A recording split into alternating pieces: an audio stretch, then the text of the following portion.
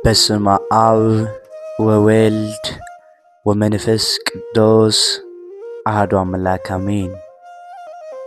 በክርስቶስ ክርስቲያን፣ በወልድ ወልደ እግዚአብሔር፣ በመንፈስ ቅዱስ መንፈሳውያን የተሰኛችሁ የኃያሉ የልዑል እግዚአብሔር ቤተሰቦች የእናታችን የቅድስት ድንግል ማርያም የአስራት የበኩራት ልጆች እንኳን ለእናታችን ለቅድስት በዓታ ወርሃዊ መታሰቢያ ክብረ በዓል በሰላም በጤና ደረሳችሁ።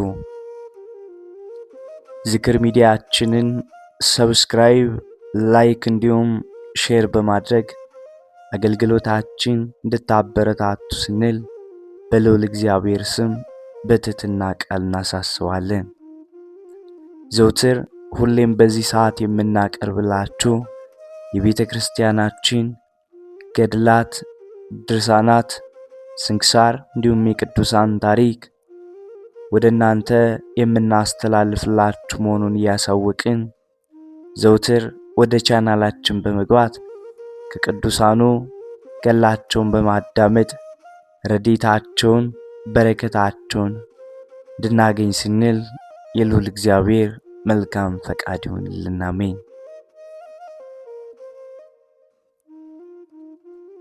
አንድ አምላክ በሚባሉ በአብ በወልድ በመንፈስ ቅዱስ ስም አምኜ የምናግራችሁን የቤተ ክርስቲያን ልጆቼ ወንድሞቼ ሆይ ስሙ።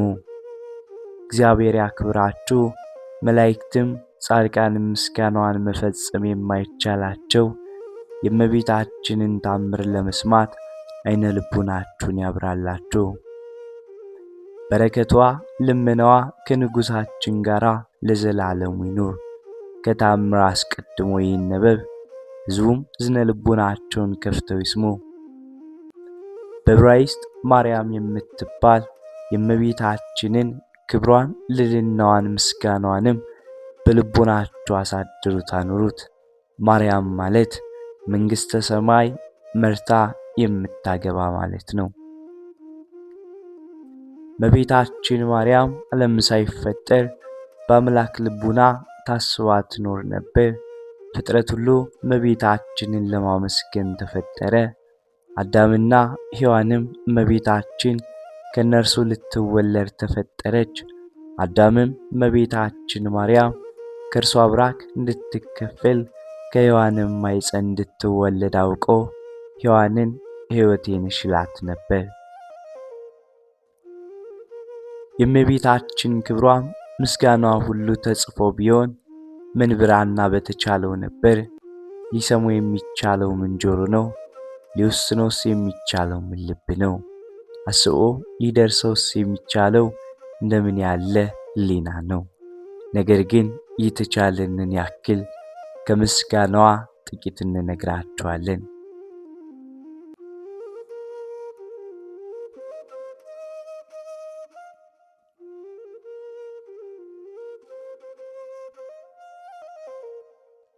እመቤታችን ማርያም ከአዳም ጀምሮ እስከ አብርሃምና እስከ ሙሴ ድረስ ትነገር ነበር። ከሙሴ ጀምሮ እስከ ሴት ልጅ እስከ ዳዊትም ድረስ በብዙ ምሳሌ እየታየች ትነገር ነበር። የእመቤታችን ትውልድ በአባቷ በኩል ከንጉሡ ከዳዊት ወገን ነው። በእናቷ በኩል ከሊቀ ካህናቱ ከአሮን ወገን ነው። የአባቷ ስም ኢያቄም ነው። የእናቷም ስም ሐና ነው። ሥጋዊ ነገር ከማሰብ መጠበቅ ከአዳም ልጆች ለማን ተሰጠው? ኃጢአትን ከማሰብ መጠበቅ ለመላእክትስ እንኳን አልተቻላቸውም። በቀደመው ወራት ያልተሰጣቸውን ሽተው በድለው ከሰማይ ወደ ምድር ወርደዋልና ለእመቤታችን እንደ ማርያም የአብ ማረፊያ የሆነ ማን ነው? ለእመቤታችን እንደ ማርያም የወልድስ ማደሪያ የሆነ ማን ነው? ለእመቤታችን እንደ ማርያም የመንፈስ ቅዱስ ቤት የሆነ ማን ነው? ለሰው ኃጢአት ሳይሰራ መኖር ይቻለዋልን?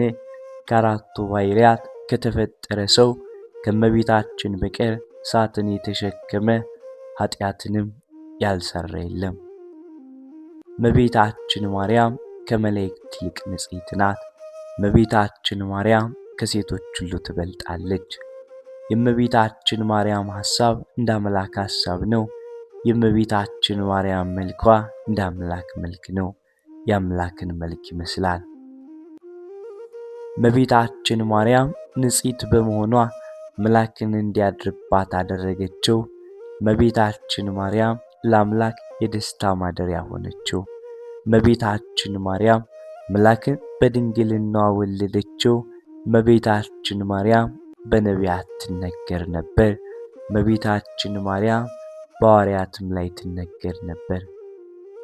እመቤታችን ማርያም በፍጥረት አንደበት ትመሰገናለችና የቤተ ክርስቲያን ልጆቼ ወንድሞቼ አክብሯት። ለእናንተ ለኃጥአን መድኃኒታችሁም ስለሆነች በጎ አገልግሎትም ለሚያገለግላት ዋጋውን ትሰጠዋለች። ሳትጠራጠሩ በፍጹም ልቦናችሁ መኑባት፣ እርሷ መድኃኒታችሁ ናትና። በስዕሏም ፊት ስገዱ። ለስዕሏ ያልሰገደ ግን ከቆመበት ቦታ ይጥፋ፣ ስም አጠራሯ አይታወቅ። በሰማይ ያሉ መላእክትም ይደረግ ይሁን ይበሉ። እግዚአብሔር ከአንቺ ሰው እንዲወጣ ከአንቺ የወጣ እመቤቴ ማርያም ሆይ ደስ ይበልሽ ብሎ ዮሐንስ አፈወርቅ በድርሳኑ እንዳመሰግንሽ እኔም አመሰግንሻለሁ። የጠፋ በግ አዳምን የፈለገው ባገኘውም ጊዜ የተሸከመው እውነተኛ ቸር ጠባቂያችን ክርስቶስ ከአንቺ የተወለደ እመቤቴ ማርያም ሆይ ደስ ይበልሽ። እግዚአብሔር በደይን የጣላት የሔዋን ጽኑ የሚጎዳ ማሰሪያዋ ባንቺ የተቆረጠላት እመቤቴ ማርያም ሆይ ደስ ይበልሽ። እግዚአብሔር በብሩህ ደመና ተጭኖ መጥቶ በማኅፀንሽ ያደረ እመቤቴ ማርያም ሆይ ደስ ይበልሽ። በቅዱሳን ነቢያት በቅዱሳን መላእክት ላይ አድሮ የሚኖር ከአንቺ ተወልዶ የተገለጠልን እመቤቴ ማርያም ሆይ ደስ ይበልሽ። ከአብ ከመንፈስ ቅዱስ ጋር የሚንሰግድለት ቃል የሚባል እግዚአብሔር በአንቺ ባሕሪ ከአንቺ ይወለድ ዘንድ የወደደሽ እመቤቴ ማርያም ሆይ ደስ ይበልሽ። እኔ ለምእመናን ወንጌልን የማስተምርለት የጌታ እናቱ እመቤቴ ማርያም ሆይ ደስ ይበልሽ። ከወለድሽው በኋላ ማኅተመ ድንግልናሽ እንዳይለወጥ አድርጎ የጠበቀሽን አማኑኤልን የወለድሽው እመቤቴ ማርያም ሆይ ደስ ይበልሽ። ማኅተመ ድንግልናሽ ሳይለወጥ ንጉሥ ክርስቶስን የወለድሽ እመቤቴ ማርያም ሆይ ሰላምታ ይገባሻል። ልዩ መድኃኒታችን በመውለድሽ እናትና አገልጋይ ተብለሻልና እግዚአብሔር ባሕርይሽን ባሕርይ አድርጎ ባለሟልነትን አግኝተሻልና እመቤቴ ማርያም ሆይ ሰላምታ ይገባሻል። እኛ ከምንወደው እርሱም ከሚወደን ልጅሽ ኃጢአታችን አስተስሪልን ለምኝልን። አሜን።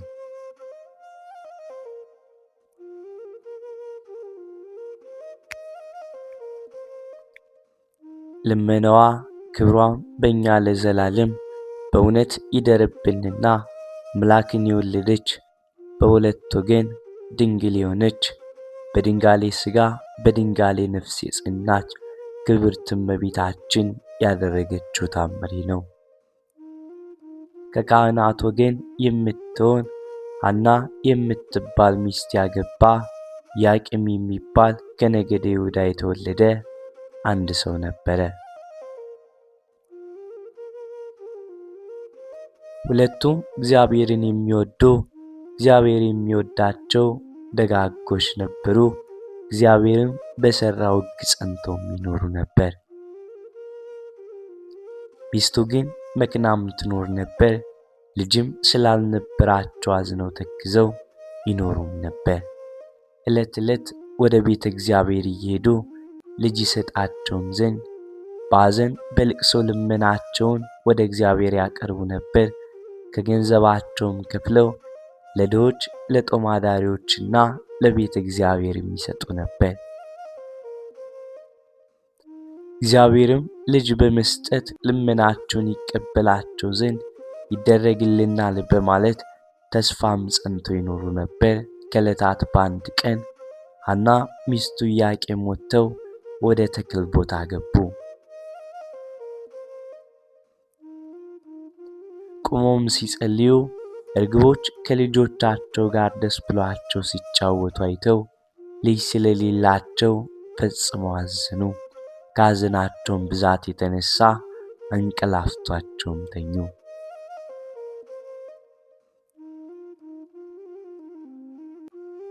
ሐናም ተኝታ ሳለች በባሏ በኢያቄም እጅ በትር እንደተያዘች ያችን በትር አብባ አፍርታም አየች። ሁለተኛይቱም እሱ በሐና እጅ ከፍሬ ሁሉ የሚመስለው የሌለ የሚጣፍጥ መልካም ፍሬ ተይዞም አየ። ከእንቅልፋቸውም በነቁም ጊዜ ደስ አላቸው። በመኝታቸውም ስላዩት ነገር እርስ በርሳቸውም ተነጋገሩ፣ እግዚአብሔርንም አመሰገኑት። ከዚህ በኋላ ፈቃደ እግዚአብሔር ይሁን ብለው ወደ ቤታቸው ገቡ። ከዚህም በኋላ ሐና ጸነሰች፣ ጽንሷም ታወቀ። የሰጠኝ ልጅ ለእግዚአብሔር መባ አድርጌ ሰጣለሁ ብላ ለእግዚአብሔር ተሳለች።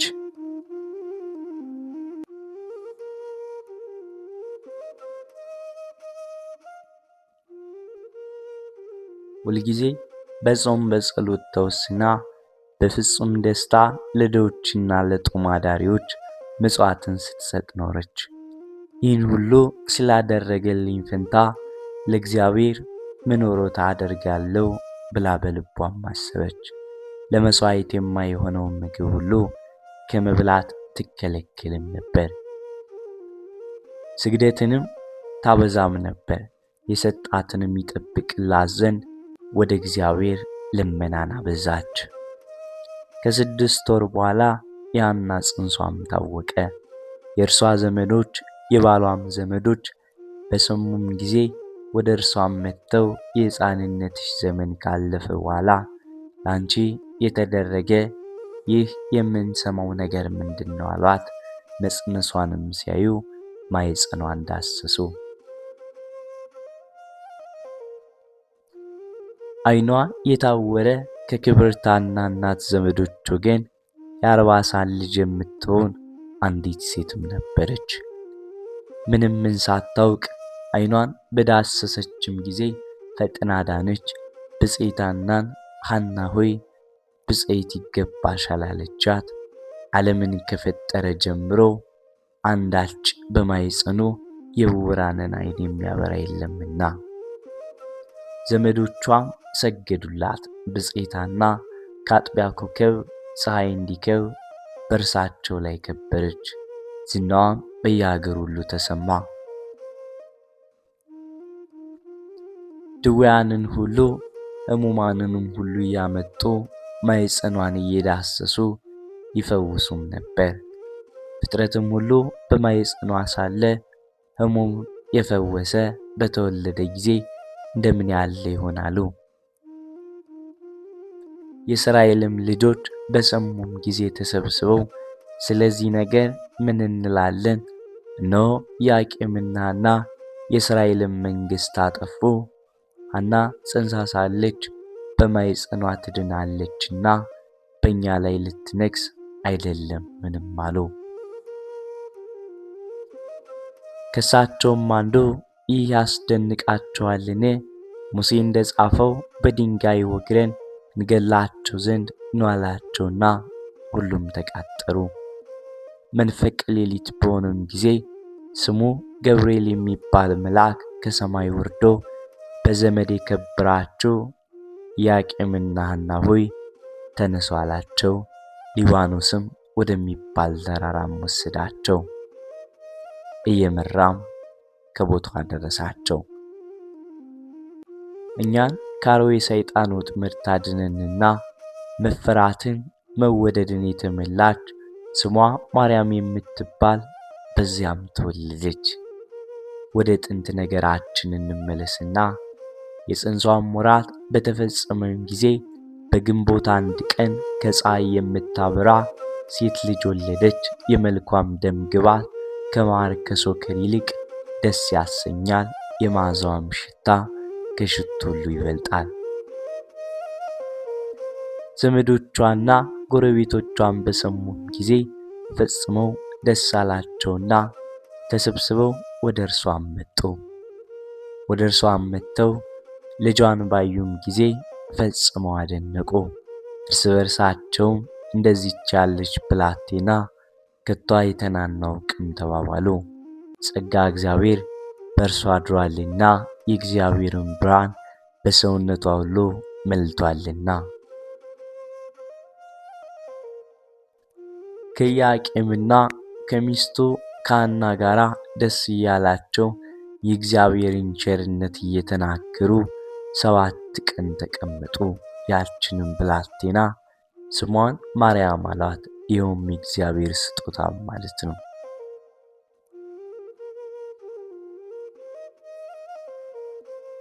7ቱንም ቀን በፈጸሙም ጊዜ ወደ ቤታቸውም ገቡ። ኢያቄምና ሐናም ልጃቸውን ማርያምን ሲያድጉና ስለ ልጃቸው ለእሳቸውም ስላደረገላቸው ሁሉ እግዚአብሔርን ፈጽመው ሲያመሰግኑት 3 ዓመት ኖሩ። በጾም በጸሎትም ተወስነው ለድሆችና ለጦም አዳሪዎች ምጽዋት እየሰጡ በጎ ሥራ መስራትን አበዙ።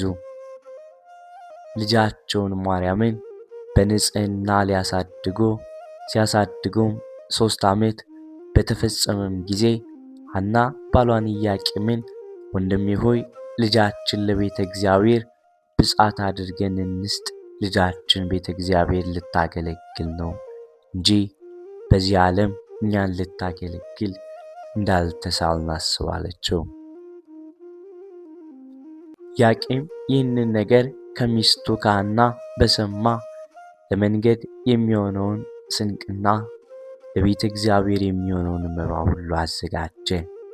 ቤተሰቦቻቸውን፣ ባልንጀሮቻቸውን፣ ዘመዶቻቸውን ሁሉ ጠሩ። ልጆቻቸውን ይዘው ሄደው ወደ ቤተ መቅደስ አስገቧት። ካህናት በቤተ መቅደስም ያሉ ሁሉ በሰሙ ጊዜ እነርሱን ለመቀበል ወጥተው መንፈሳዊ ሰላምታም ሰጧቸው። ኢያቄምንና ሚስቱን ሐናን ልጃቸው ማርያምን አመሰገኗቸው። በአንብሮተ እድ ፈጽመው ባረኳቸው። እግዚአብሔር ሐዘናችሁን በእውነት ተቀብሏቸዋል፣ ቸር በምትሆን በዚህች ልጅም ደስ አሰኝቷቸዋል አላቸው። በቤታችንም ለእግዚአብሔር እናትነት የተመረጥሽ ንዕድ ክብርት ሆይ ፍቅር ይገባሻል አሏት። ታቅፈው ይዘውም በታኅሳስ 3 ቀን በእግዚአብሔር ፍቅር ወደ ቤተ መቅደስ አስገቧት። ልመናዋ ክብሯ ለዘላለም ለሁላችን ይደርብን፣ አሜን።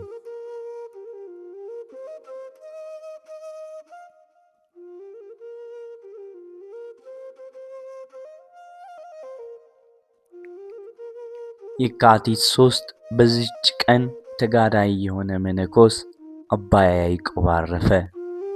ይህም ቅዱስ ከታናሽነቱ ጀምሮ ይህንን ዓለም ትቶ መነኮሰና በአንዲት ዋሻ ውስጥ የሚኖር ሆነ።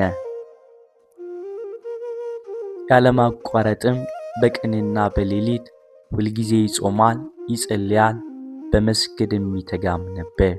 ከበዓቱም ወጥቶ ወደ መንደር አይገባም፣ የሴት ፊትም አያይም። እንዲሁም ሆኖ 15 ዓመት ኖረ። ከዚህም በኋላ ዲያብሎስ ከሚከተሉት ክፉ ሰዎች ውስጥ ምክንያት ፈጥረው አንዲቷን አመንዝራ ሴት ወደ እርሱ እንድትገባ አደረጓት። በገባችም ጊዜ የኃጢአትን ሥራ እያስታወሰች በፊቱ መጫወት ጀመረች። ቅዱስ ያዕቆብም ገሠጻት።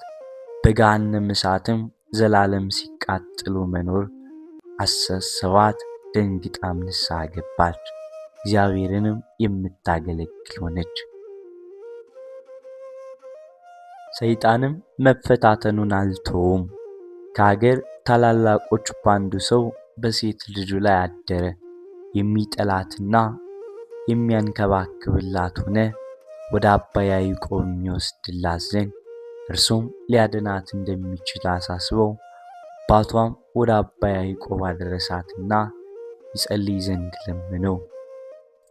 እርሱም በላይዋ ሲጸልይ ዳነች። አባቷም ያ ሰይጣን እንዳይመለስባት ብሎ ከታናሽ ብላቴና ወንድሟ ጋር ከአባ ያዕቆብ ዘንድ ተዋት።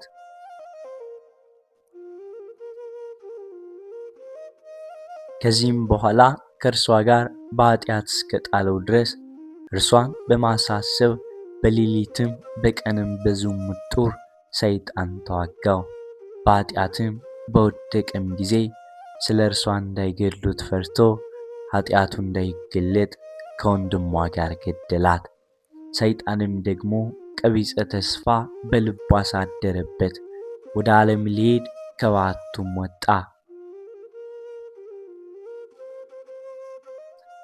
የኃጢአተኛውን ሞት የማይወድ መሐሪ ይቅር ባይ እግዚአብሔርም ጻድቅ የሆነ መነኮስ ወደ እርሱ ላከ። በጎዳናም ሲጓዝ ተገናኘውና ሰላምታ ሰጠው። እንዲህ ብሎም ጠየቀው፣ ወንድሜ ሆይ ምን ሆነሃል? አዝነ ተግዛ ያለውና የደረሰብህ ምንድን ነው አለው።